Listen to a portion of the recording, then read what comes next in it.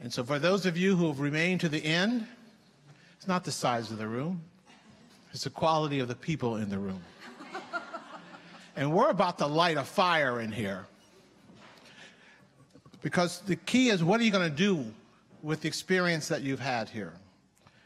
And then in the recognition of the fact that while Maryland has some of the best hospitals and healthcare facilities in the nation, and the third highest median income, our state continues to have high rates of health disparities and negative health outcomes.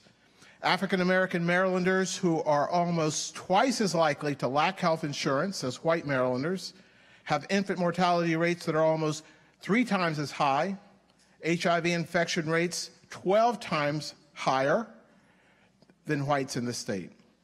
These disparities pose a serious health care and financial challenge. In fact, there is credible data that was produced by researchers here in the state of Maryland at Johns Hopkins University at the Bloomberg School of Health that documented that nearly $230 billion with a B in direct medical costs could have been saved from 2003 to 2006 if there were no racial and ethnic health disparities. That seems like a little money that could help be reinvested, Dr. Benjamin, right? So I'm going to ask my co-conspirator to join me here and then describe how we're going to choreograph our day today. As you know, each of these panels have had tag teams representing the 2 universities as we come together to try to make a difference to advance a better state of health in Maryland. And so this last panel is really about all of you and us having an open conversation. And we have 2 outstanding speakers to help set the stage.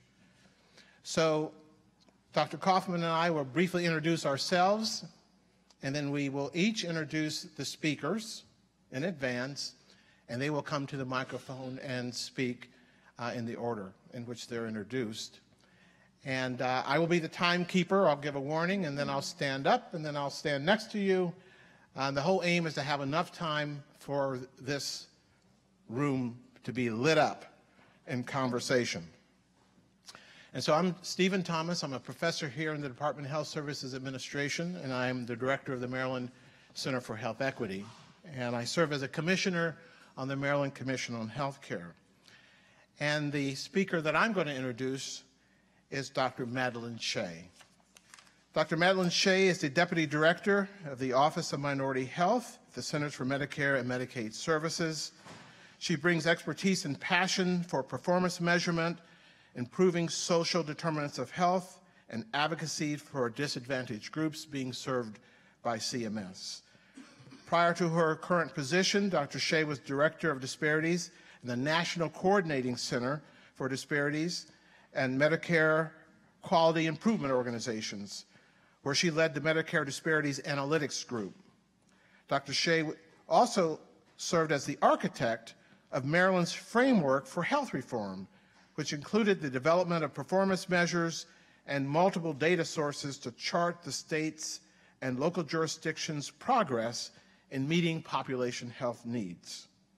Dr. Shea has held leadership positions, including but not limited to Maryland's Medicaid Waiver Performance Work Group and the Maryland's Women's Coalition for Healthcare Reform. Dr. Shea, her service career started in the Peace Corps in Liberia, and she holds degrees in economics, management, and public policy. Give her a hand, will you?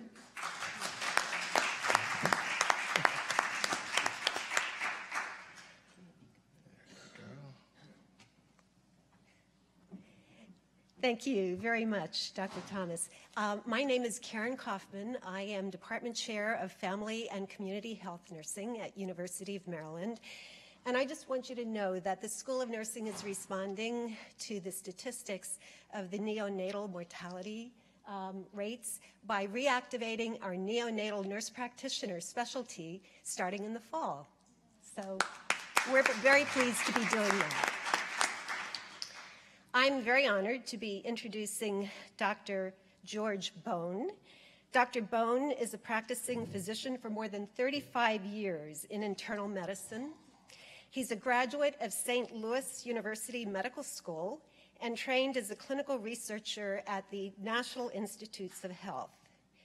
He's also a chemical process engineer from the University of Minnesota. Dr. Bone has served on state governmental advisory bodies, most recently on the Governor's Task Force for Physician Manpower and Reimbursement Assessment in Maryland. He has also served on the boards of many nonprofit institutions and hospitals. He's a past president of MedChi, the Maryland State Medical Society, and the Center for a Healthy Maryland. Currently, he's one of 6 commissioners on the State Maryland Health Services Cost Review Commission. He is also the president of Southern Maryland Integrated Care, an accountable care organization in Prince George's County. We're honored to have Dr. Bone with us as well. Dr. Shea, you're up first.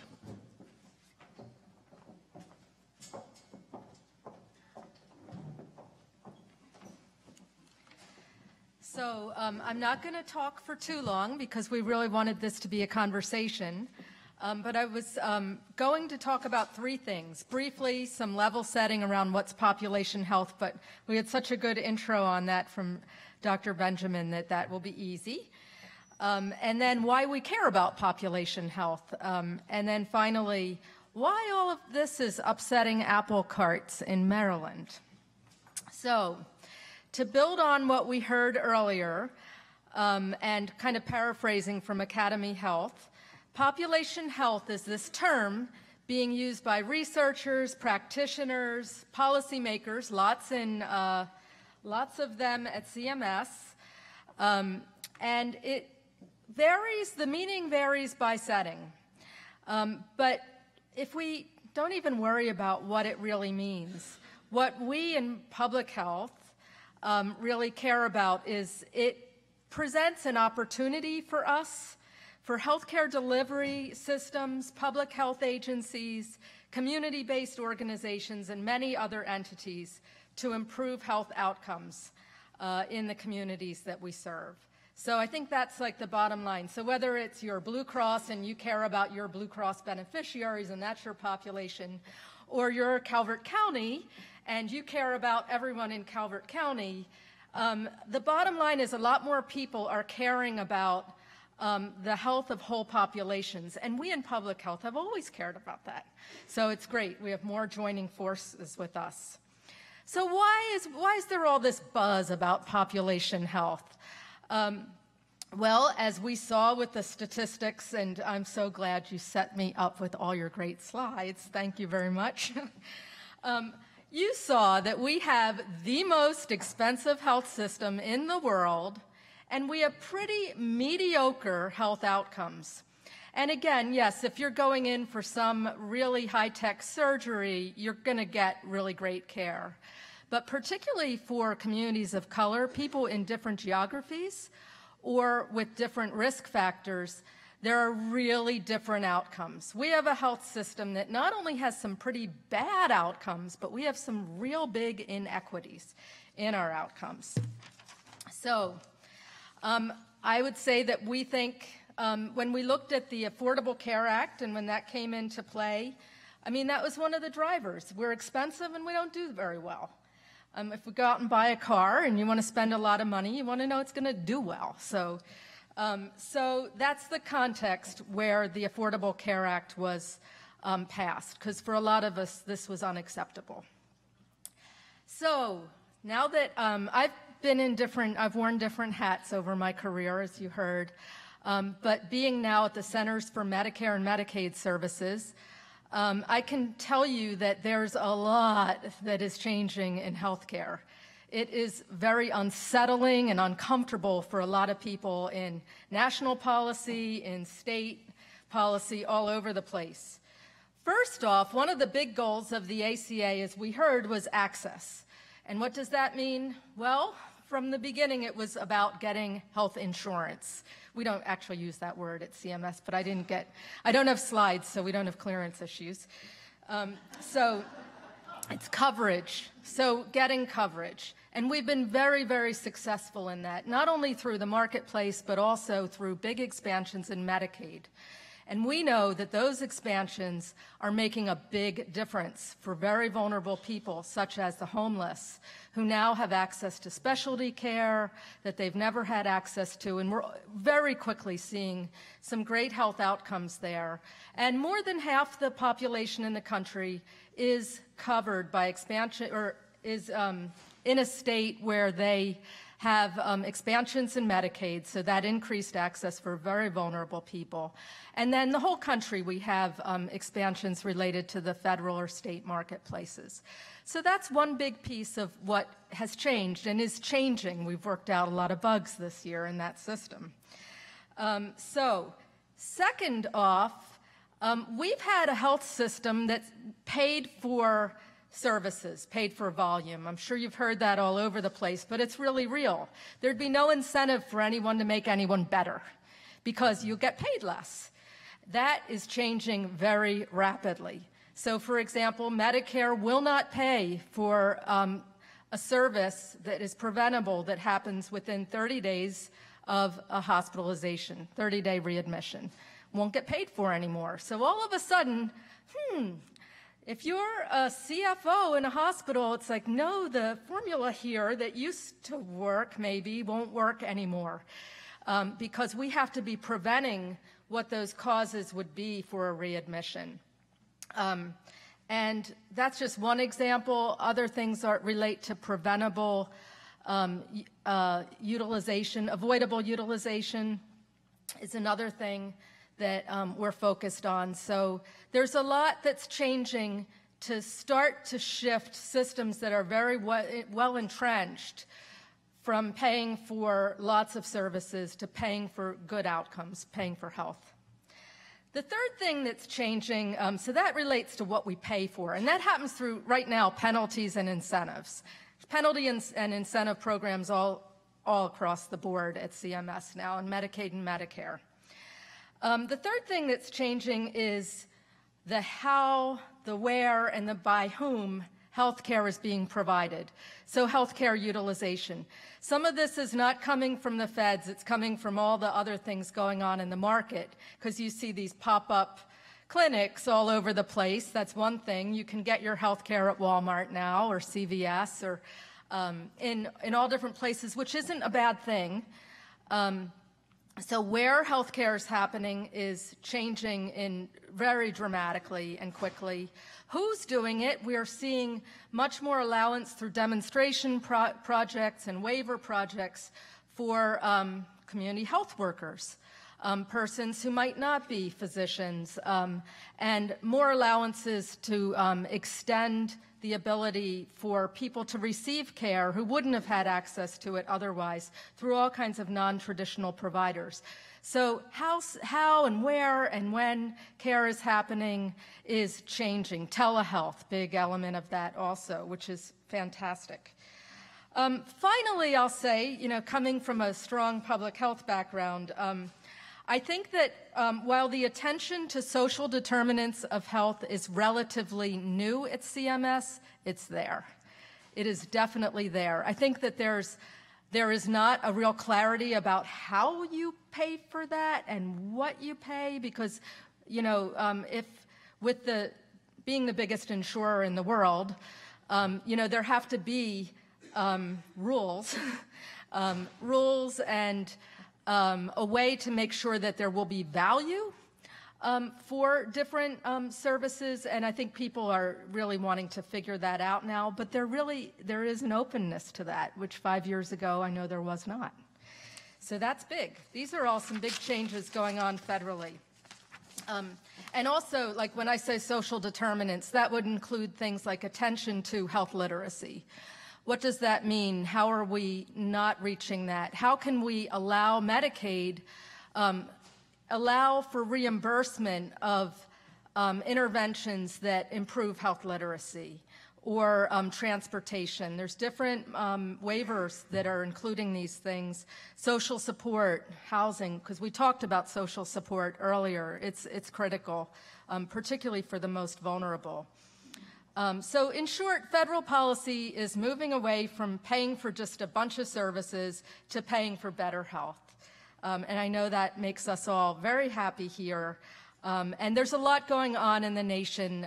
It's an exciting time to be, subscribe to Health Affairs, and it's just really exciting to read about all that's going on. So why is this upsetting apple carts in Maryland? Well, here in Maryland, we have the only all-payer system. We have a health system different than all the other states. We don't have charity hospitals. If you go to Prince George's General Hospital, it doesn't matter if you're uninsured, if you have Blue Cross, if you have Medicare, if you have Medicaid, they'll get paid the same amount for that broken leg. So that is unique and different, and when we live here, we don't even know that it's so unique, but it is. And in order to keep this system that we've had for a long, long time, it's our waiver that's allowed for this, we have a new Medicare waiver that's saying that we have to do better with our health outcomes, and I'm setting up Dr. Bone here with this one because he's going to talk a little bit more about this. But in order to keep this system that hospitals like, because it provides a lot of it reduces uncertainty about their payments and all the transaction costs of having to deal with a lot of providers. So we have a system here where everyone gets paid the same. And also, we had leadership when the Affordable Care Act was enacted that realized this was really a great opportunity for the state to do better with health outcomes, do better with disparities, and I do know that because I wasn't in that, I was working at the state health department at the time, so that we could capitalize on these opportunities to promote health. And also, we knew that we needed to do this because we spend a lot of money on Medicaid. That's a 50-50. The feds pay 50 and the states pay 50. So we wanted to seize this opportunity to do the investments now so that we could have better outcomes and lower costs, quite frankly, in the future. So we set up this framework called the State Health Improvement Process, which included 39 measures of what it means to be healthy, including many social determinants, such as child maltreatment rates by jurisdiction or youth at healthy weights. So there's tobacco, smoking by race, ethnicity, by jurisdiction. And the different local governments, hospitals, payers could all check this out and come together to work together to improve the health factors that they thought were most important, whether it's because it cost them a lot or because, for whatever the reason, and every jurisdiction has approached this a little bit differently. So we created this, and we have people who've been involved in the room, real public health champions, many of them sitting here today who worked on this. Because and when we developed these metrics, which had never been done before, and they were pegged to Healthy People 2020 measures, we saw that Maryland's a story of like two health systems or two health profiles. In many, many measures, we have whites doing very well, and this isn't, each measure is different, and particularly African Americans in Maryland who weren't doing well. So for example, the 2012 HIV incidence rate, and you know this here in Prince George's County, you work with this one, is 10 times for blacks as it is for whites, 10 times HIV incidence. That's a lifetime of, a lot of, it's not an easy disease. Even though it's now in the chronic disease stage, it's not easy. We have more than 3 times the rates of hypertension emergency department visits in the state of Maryland, this is in 2013, for blacks as for whites.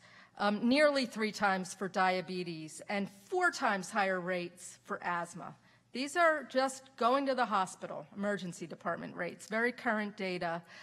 So we can see that we have really two different stories going on. So, and access to behavioral health care services is woefully inadequate in this state and a major priority across all jurisdictions.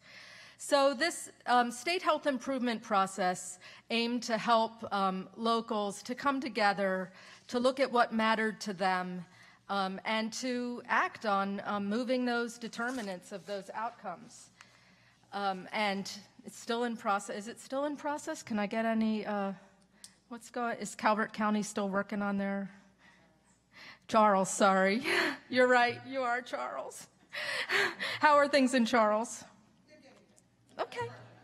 Okay.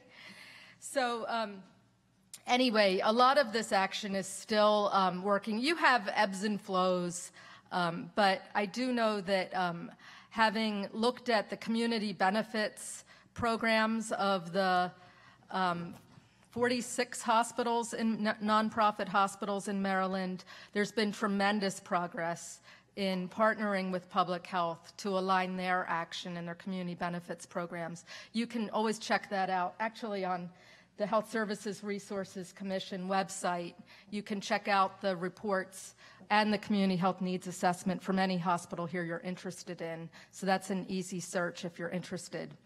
So anyway, in summary, I think what's happening in 2015 is exciting.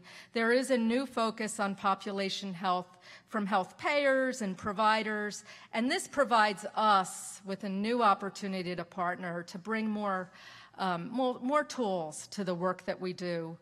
I think there's also an opportunity to support Maryland as the whole system is changing and shifting, because some of those payers or providers don't have the solutions. And so there is a need for, I think, there is a need for people to come to be helpful in this. I think there can be openings there. And your local understanding or your understanding from the school academic work and knowledge that you have, I think, can really be helpful to this cause. So carpe diem, it's an exciting time. I really respect what you're doing and look forward to our conversation.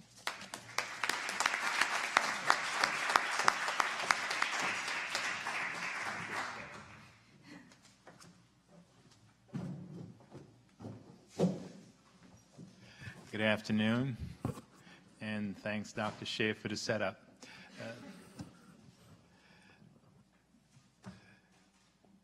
Why are we doing population health?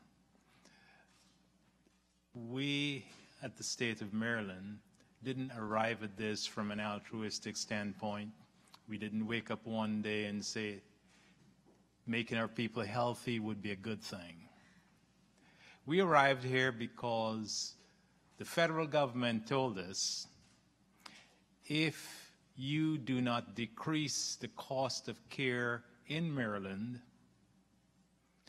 we're going to change our relationship with you. For a long time, Maryland has struck this deal, the only deal in the country, maybe there's one other, that basically says we're going to give you directly to the state all the money we would have given to hospitals, and you can administer that money as long as you remain equal or less than the national average. Maryland did well for a while, and then everyone got fat and happy, and about 5, 6, 7 years ago, we progressively hospitalized more people than the rest of the country, made more people sick in hospitals, and everyone got paid. The federal government, slow to the mark, finally woke up and said, enough. We, at the HSCRC, looked at it and said, we can actually do better, but we need to change how we approach care. We can't pay for hospitalization, but we can pay for taking care of people in general, and that's how we backed into population care. So all the hospitals were nervous. big systems changing how they're going to get paid, scared. But as good businessmen, soon as they understand the game, they jump right in. So we instituted global budgets, and within 6 months, had all the hospitals in the state on a fixed budget, with the understanding that that's all the money they're going to be allowed to have for 12 months. If you used up the money before 12 months, it's all on you. If you ended up with money in excess at the end of the year, you got that much more profit. Lo and behold, what happened? Within 6 months, there were only 4 hospitals not making a profit in the state. Isn't that wonderful? What human beings could do when faced with a new opportunity. So, what were the hospitals challenged with? They were given money to increase the health of their given market areas. So they now had to figure out, without instructions, how to go about doing this. So we're in the process of defining on the ground what does population health actually mean. Some hospitals have chosen to buy practices and do the nitty-gritty work. Many of them know that they've tried this years ago, and they basically don't know how to run a practice on a lean basis. Other hospitals have set up accountable care organizations, which are physician groups that are channeled through Medicare, CMS, to deliver care directly on an efficient basis. The majority of them are not doing that well, but at least they're physicians working together. So other entities are reaching out to long-term care facilities, nursing homes.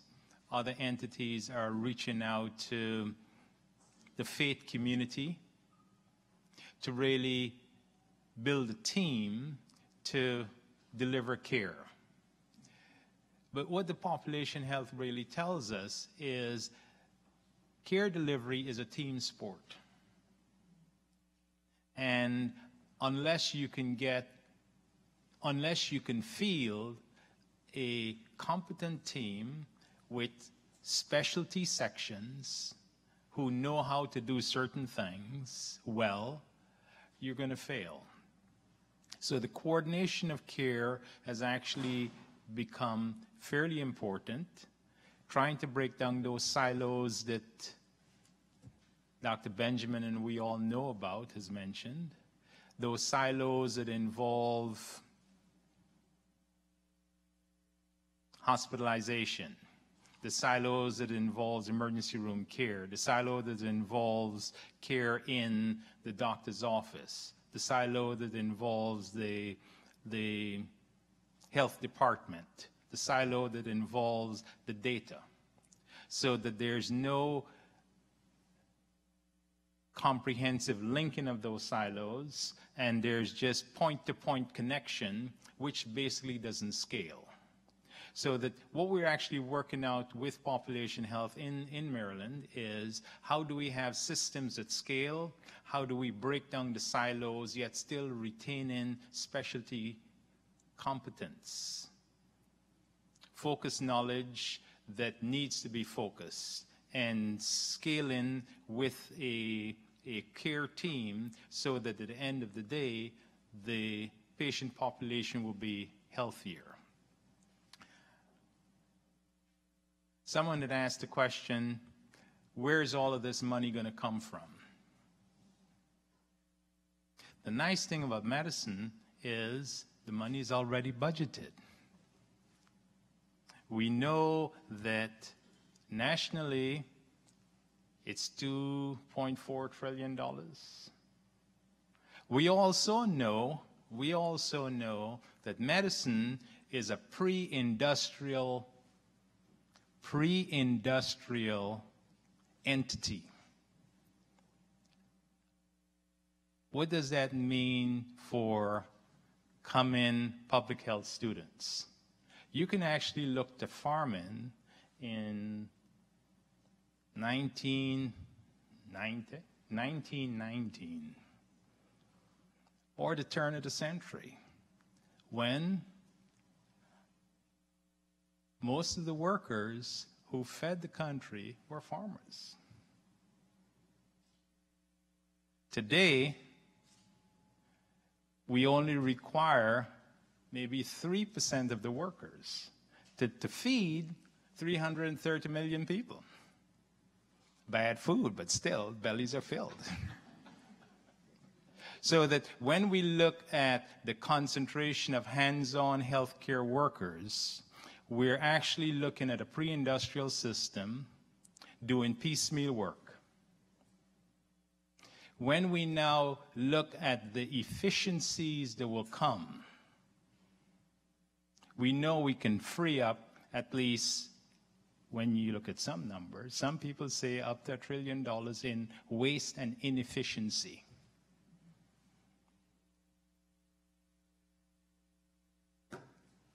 Many paychecks. So that from my vantage point, population care already has the funding spoken for. It's just reappropriating those dollars to be spent. It's really understanding the importance of governance, understanding the importance of policy to drive the redeployment of these funds. That is why how you approach the education of public health individuals, and to know that this is the time to be a public health person, because you're actually at the heart of a sea change where the skill set developed at a public health school is the skill set that's needed. The skill set that is developed at the public health school has a source of funding. So it is not like 30 years ago when you went into public health, you're wondering how you're going to support how many children on a public health official's salary. This is a good time to be in public health, so that the knowledge base is desirable, the revenue to support that is there, and the outcomes will be there. If one were to look at IT, it's another great opportunity for population health, and Maryland is the place to be. So in closing, I would like you all to know that you're lucky, you're blessed. Come on down and let us play. Thank you.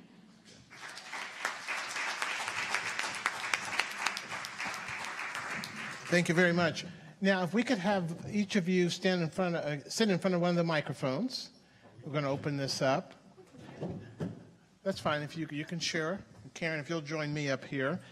And Dr. Bone, I have to point out one of the health systems in the audience, Adventist, in terms of creating systems, is one of the only hospitals that I know that actually has an entire center on health equity and wellness. And equally important, it's nice when the hospitals call you as a public health professional and say, hey, how can we get into the community? And Adventist hospital clinicians have been out with our teams in barbershops and beauty salons all across Prince George's County, and that has been incentivized by the very things that you and Dr. Shea have been talking about. So it's working. So thank you very much. We're going to open this up for questions, and we'll try to facilitate. Lou, stand right here in the middle. It'd be great if you guys would just come up to Lou and line up. That would even be better. And direct your question, please. Thank you for being here. My name is John McElligott. My day job is to represent the Public Health Service Commission Corps led by the U.S. Surgeon General Vivek Murthy. My question for you is about sharing of data.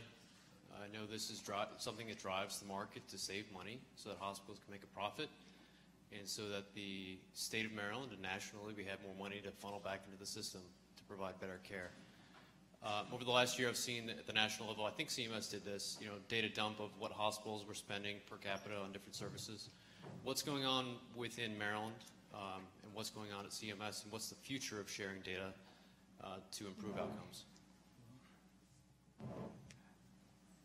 Well, sharing of data is one of the things we did very early on is through Department of Health and Mental, MHCC, Maryland Healthcare Commission, I get all these little things correct, is set up an entity to actually create a statewide health information exchange. It's called CRISP, and Chesapeake Regional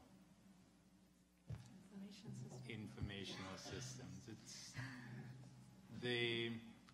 Now, that was actually a very key initial construct on which the accountable care entity has actually been built.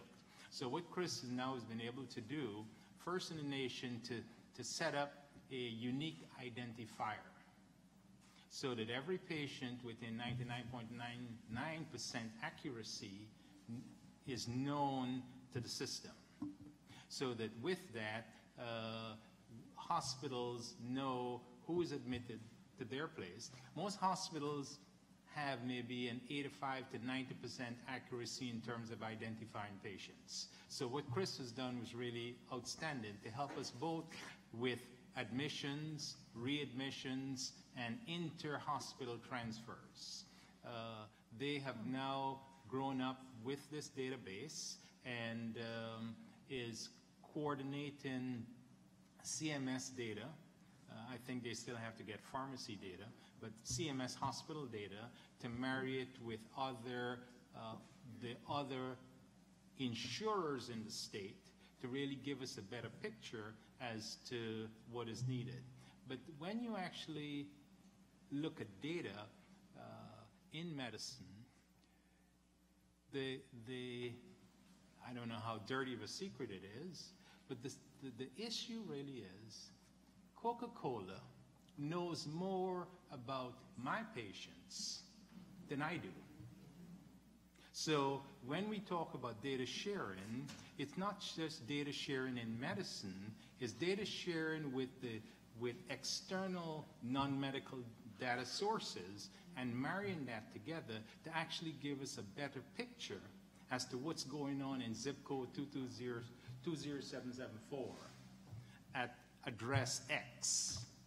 So we know how much sweet tea is being consumed in that home, because that sweet tea consumption will directly tell you the likelihood of that person ending up being an emergency room patient X months from now, and to tell you what should you substitute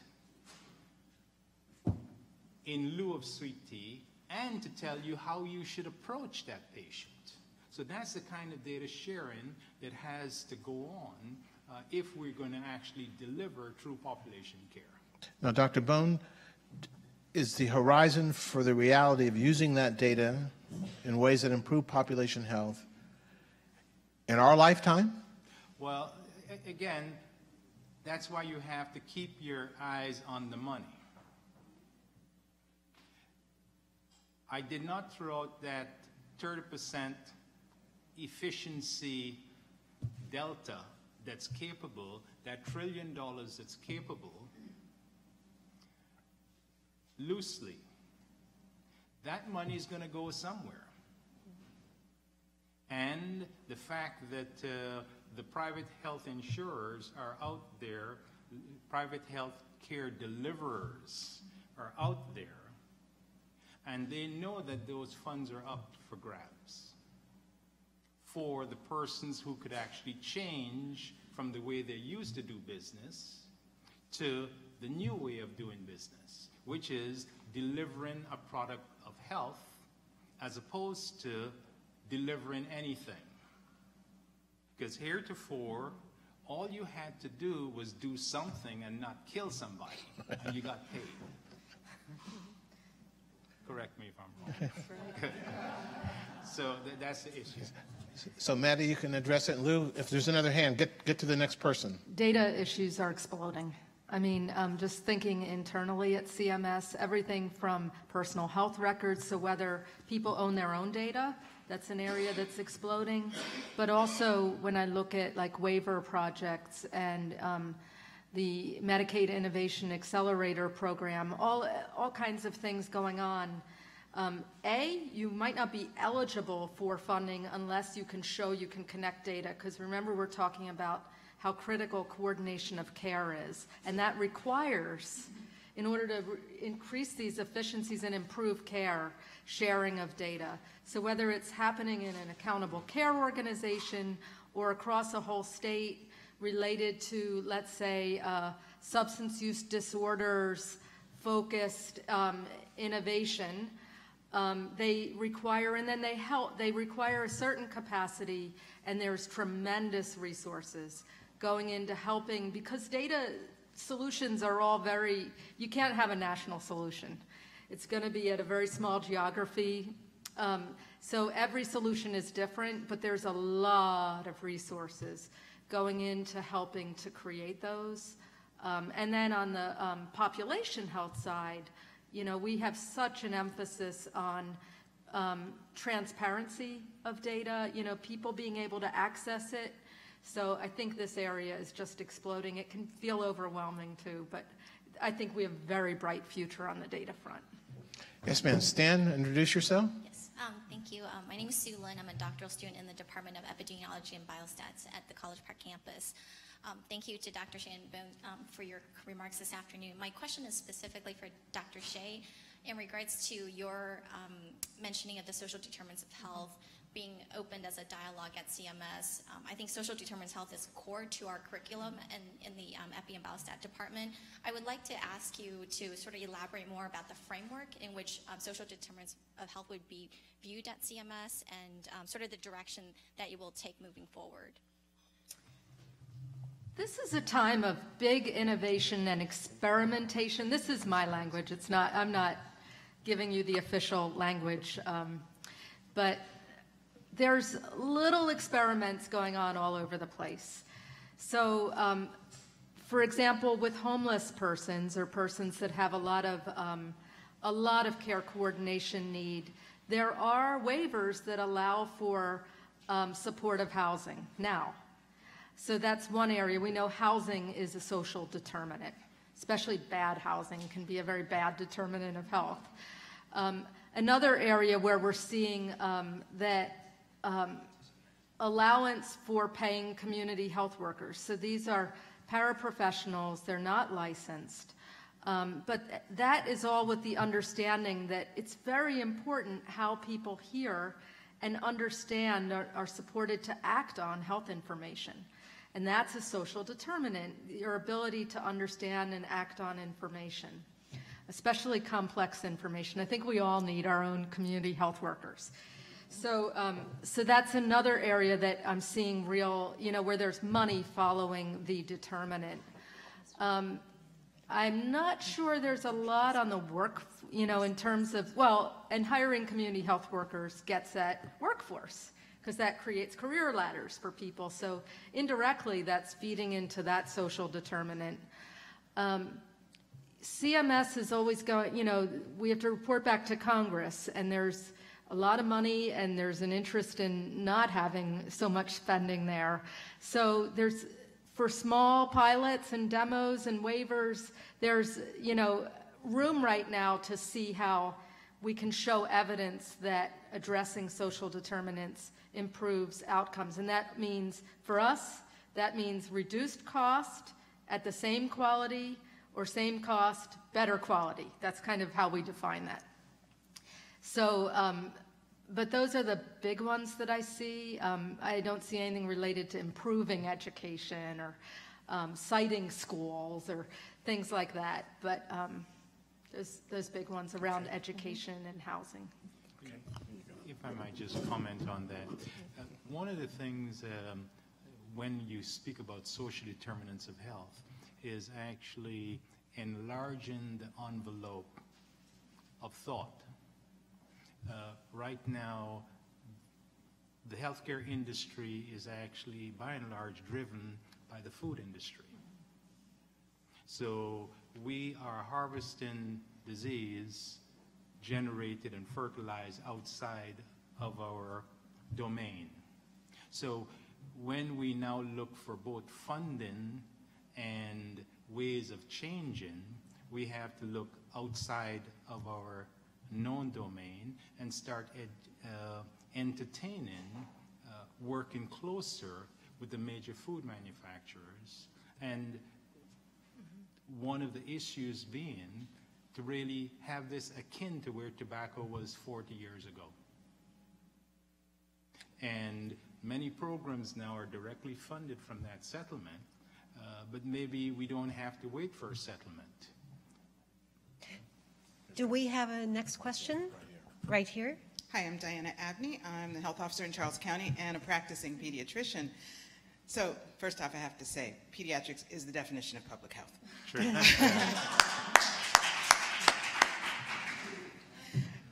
And in talking about social determinants of health and all the other things we've talked about, rural areas are in a unique position. In many ways, we are a little bit of the stepchild, because when we're talking about data for population health, our data is difficult to get because we have small numbers of people in large places. Our funding is difficult to get because we see requests for proposals that come out and they say things like 250,000 people. Well, my county is only 152, and there are many that are smaller than mine across the country and across the state. So how do we participate effectively, and how do our people who have a geographical social determinant of health, in addition to being minority, having homelessness, and all the other things that everyone else has? Because what is going to work in a Baltimore City or a Montgomery County or Prince George's County is not going to work in Garrett or Calvert or St. Mary's County. Thank you.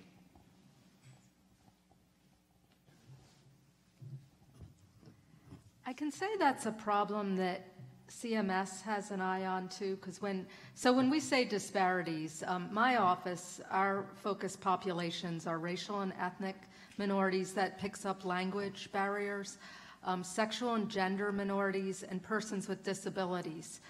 But CMS as a whole, when they, in the high-level talks, when they think about disparities, it's largely racial, ethnic, and geographic. There's a big focus on geographic.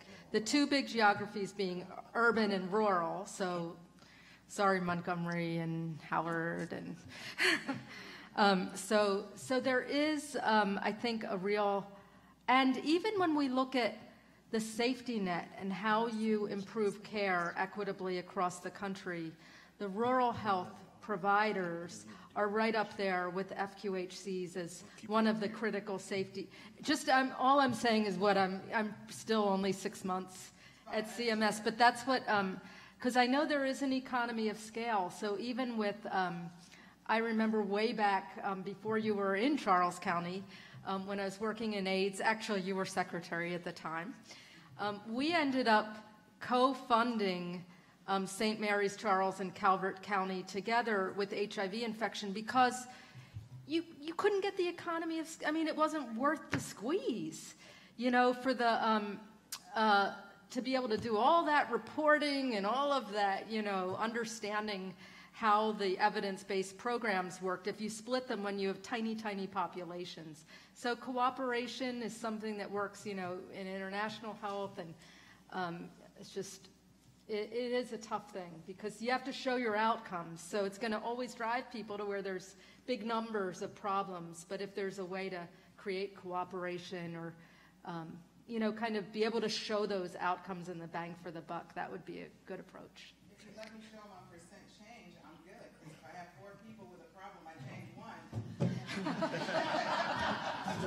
Okay. We have time for one more question. I just wanted to follow up with Can you introduce yourself, food please? question, and I'm Dr. Barbara Alving. I'm in the School of Public Health. I've spent a good number of years at NIH, Walter Reed, and other places. But food has become a really important issue, and I used to kid that we are the salt police at our house, and now I think we should be the salt and the sugar police at our house, and we are. So one thing I would like to encourage for CMS is to encourage having a blood pressure cuff on every kitchen table in every home. And you'd be surprised at all the family members and along with the kids who want to take their grandparents' blood pressure. And that would be a great way to keep track of hypertension.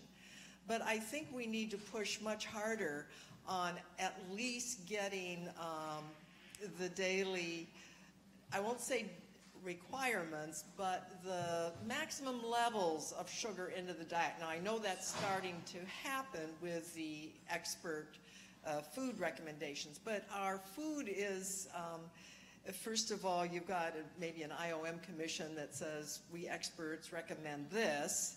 Then you've got the FDA that does the labeling. Then you've got the USDA that does the food pyramid. So it's a nice big mishmash of federal organizations, and everybody's confused. What are we supposed to do this week or next week?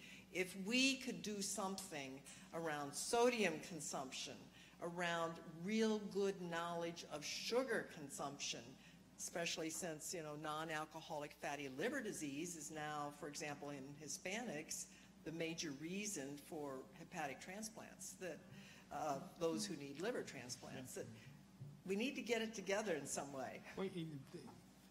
What I would say is people actually know. People know that drinking Kool-Aid, drinking 16 times 4, maybe 2 or 3 big gulps a day isn't right. So the issue really is, to me, it's how do you further inculcate healthy habits, and that's why reaching out beyond medicine, the persons who actually know how to sell. Coke is Coke not because it's a health drink, well, it used to be, but Coke is Coke because the folks in Atlanta know what to do to change behavior. So until we make it part of their mission, we will be swimming upstream. And again, in a 2.45 trillion economy, there's room to invite Coke to the table. So again, until we start thinking in the entire economic box that we actually live in, we will be playing with our hands tied behind our backs, thinking that problems are very difficult and hard to solve because we don't have the right tools at our disposal. Okay. And I don't think government is a problem. I think we are the problem. I'm going to ask the last question, if I may. We really have just started on this journey, right? What is it going to look like? What will it really look like when we know we've gotten to where we need to be? Can you describe that? We'll all be slim and happy and living long. I don't say that facetiously, because what we have to remember is, what is the American experiment all about? Mm-hmm. The American experiment is try everything and fail, but keep trying and you will succeed. We've tried overeating, and we know that that is not the path to heaven. So I know that we will stop trying to kill ourselves and utilize the resources and to go to where we will all be 95 and 100 because we started using our seatbelts. You remember how hard it was to wear seatbelts? How that battle just raged back and forth. And right now it's And you're going, there are a few diehards out there, but you know, that is why we extract them from the gene pool. And eventually... So it is indeed a great time to be in public health. Let's give our speakers a hand, will you?